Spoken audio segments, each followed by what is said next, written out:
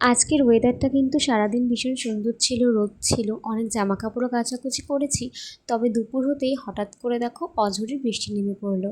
So hello everyone, কেমন আছো তোমরা সকলে? আশা করছি সকলে ভীষণ ভালো আছো, সুস্থ আছো। আমিও কিন্তু বেশ ভালো আছি। আমার নতুন আরও একটা ব্লগে তোমাদের অনেক অনেক ওয়েলকাম।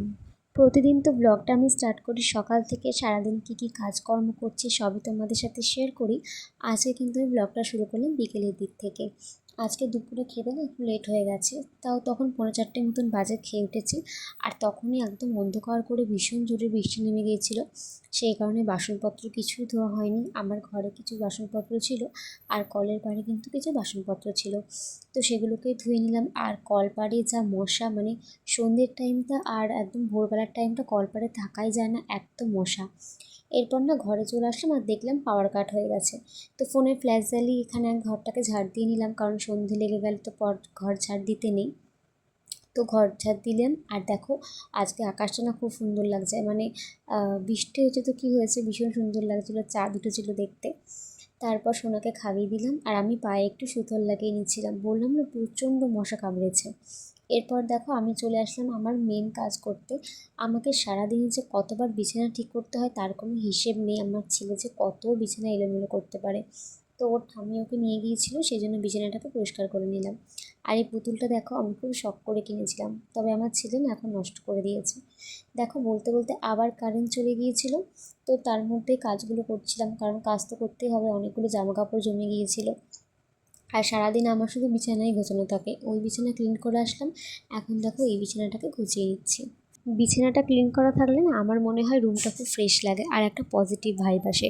আর বিছানা নোংরা থাকলে না একদম ভালো লাগে না, আমার তো একদমই ভালো লাগে না। এই জন্য বারবার করে আমি বিছানাটাকে ক্লিন করে নিই। এরপর দেখো চলে এলাম ছেলে সেরেলাক বানাতে। আর আমাদের এখানে না জগদ্ধাত্রী পুজো হচ্ছে, মানে আমার বাপের বাড়ির ওখানে।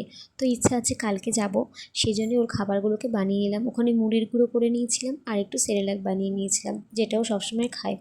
তারপর এখানে শাশুড়ি চা করেছিল, চা খেয়ে নিলাম। আর দেখো আমার ছেলেটা কি দুষ্টু হয়েছে, সারাটা দিন দুষ্টামি করে। এজন্য আজকে দুপুরেও সেরকমভাবে ঘুমায়নি, তাড়াতাড়ি ঘুমিয়ে পড়েছে। খাইয়ে দিয়েছিলাম ওকে।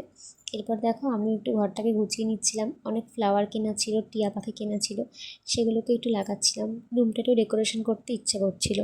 এরপর আমাদের রাতের খাবারটা ঘরে নিয়ে চলে এলাম। আর এখন দেখো জামা কাপড়টাগুলো ভাঁজ করে নিচ্ছি।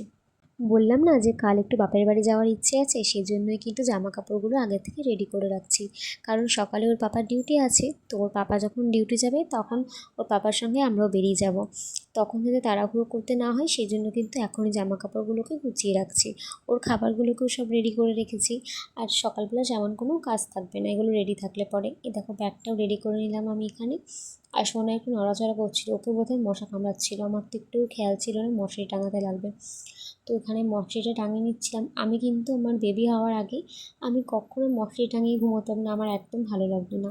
আর এখন বেবি হওয়ার পরে আমি কিন্তু কখনো মশারি ছাড়া ঘুমোই না। দেখো মেয়েদের কত পরিবর্তন হয় জীবনে, তাই না? এখানে মশারিটা টাঙিয়ে নিচ্ছিলাম। আজকে না ঘরটা একটু ইচ্ছে করে ডেকোরেশন করতে। আর ফুলগুলো কিনেছিলাম, লাগানো হচ্ছিল না। একটা টিয়া পাখি কিনেছিলাম শখ করে। আমার না অনেক পুতুল, জানো তো, আমি শখ করে করে অনেক পুতুল কিনি, একদিন তোমাদেরকে সব শেয়ার করব।